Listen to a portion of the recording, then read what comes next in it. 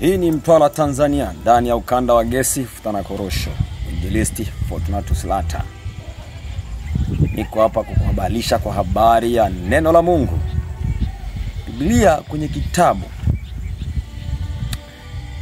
cha Yeremia sura ya 33 na ule mstari wa 3. Neno la Mungu linasema, niite nami nitakuitikia, nami nitakuonesha mambo magumu na makubwa usiyoyajua. Niite nami nitakuitikia, nami nitakuonesha mambo magumu na makubwa usiyoyajua. Mungu anataka kutufundisha kwamba katika kuomba kwetu sio kila tunachokiomba tunakipeleka kwa Mungu. Ni hicho tu Mungu anaweza akakisovu au akaleta suluhu. Ila kuna baadhi ya vitu ametupa nafasi sasa kwamba tukimwomba yeye, kuna baadhi ya mambo ambayo sisi hatuyajui, lakini yapo katika mlolongo wa kukutana na sisi, yapo katika mlolongo wa kuja kuyakumba maisha yetu.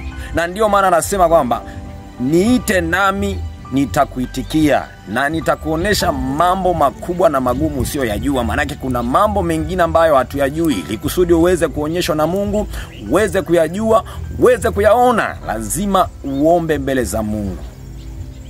Lazima uwe mwombaji. Sasa kwenye kitabu cha Samueli wa kwanza sura ya 30 mstari wa 8, Daudi anamuuliza Mungu kwa habari ya kuungana na jeshi. Akamuuliza, je, nikiungana au nikilifuata ili jeshi, je, nitapata nini? Itakuwaje? Mungu akamwambia, sio tu kwamba utakuwa nao au utenda nao, ila utawapokonya hata kile watakachokipata, hata kile walichonacho, walichokiiba kwenu. Sasa tunaona sasa Daudi mpaka mwisho anaenda kufanikiwa misheni zake. Lakini yeye lengo alikuwa anamuuliza Mungu tu kwa habari ya kuungana au kuambatana na lile jeshi. Swala la kupewa hakuwa na hilo wazo, hakutegemea kama itatokea.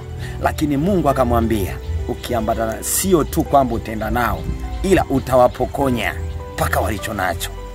Sasa ndugu, naomba nikwambie kitu kimoja. Katika maisha yako penda kumuuliza Mungu. Inawezekana kuna baadhi ya vitu unapenda sana kuvifuatilia, uvimiliki, unapambana sana uvipate. Unapenda sana kukompiti, kushindana ili kusudi vio vya kwako. Muulize Mungu. Inawezekana kile unachokiona sio hicho tu, ila kuna cha ziada tofauti na kile utakipata pia. Baada ya kukipata kuna bonus nyingi zaidi. Unaona?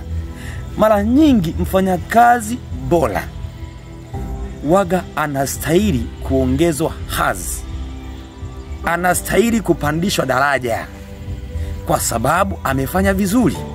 Lengo lake aliomba ni ajiliwe tu. Hayo mambo mengine ya kupandishwa hadhi wala katika mafikiro yake hayakuwepo. Ila baada sasa ya kufanya vizuri anajikuta anatunukiwa nafasi nyingine. Ndivyo mfumo wa Mungu ulivyo. Muombe na yeye atakuongeza au atakupa maongezeko. Maana Mungu wetu amesema mtaongezeka. Amen. Mtwara Tanzania, hii ni IKP. Amen.